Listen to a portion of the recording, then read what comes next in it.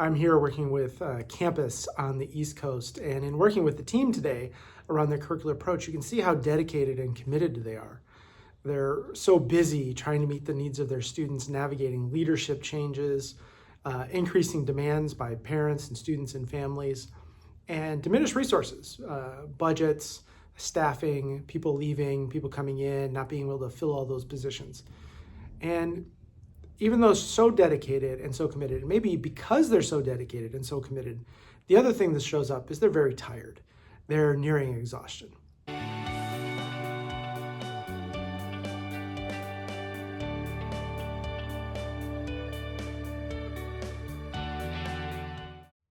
They're nearing exhaustion because it's very understandable given the context that we're in. We're seeing budget freezes, travel freezes, professional development funds cut.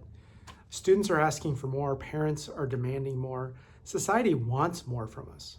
They're also experiencing a lot of leadership transitions, which can be hard, and some are even good. They're having new folks come in, a lot of turnover in the past weeks and also in the past couple of years, particularly in leadership.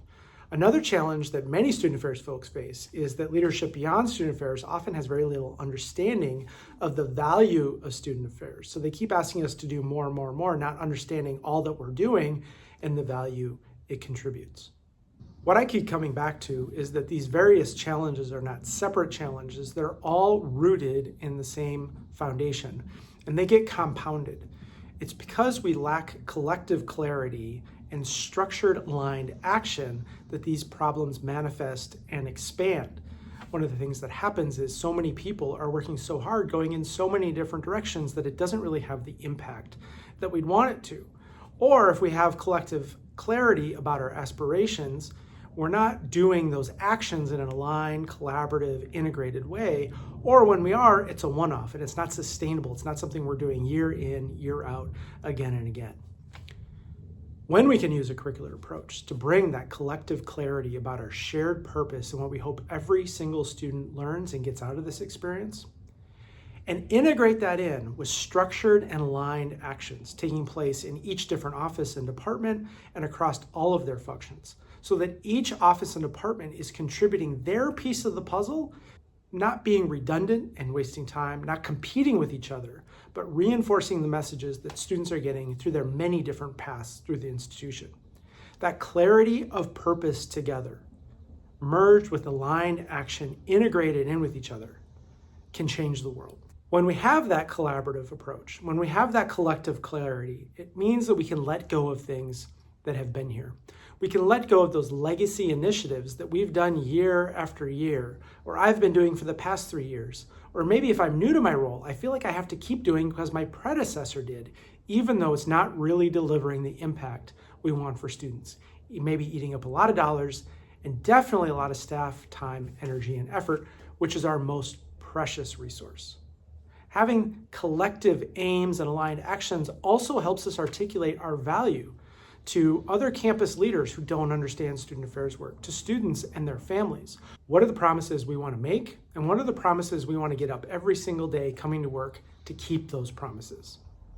It can also help us let go. What are the initiatives we can release? What are the things we can stop doing? This is often hard for us in student affairs that has a culture of more, as all of higher education does and all of society, but particular in student affairs. Often our solution to the latest challenge, issue, or problem is add another program, add another series, add another event. How can we integrate these things in so we can be more proactive and less reactive? Less reactive within us and less reactive in how we're engaging with students. This is the work of the curricular approach.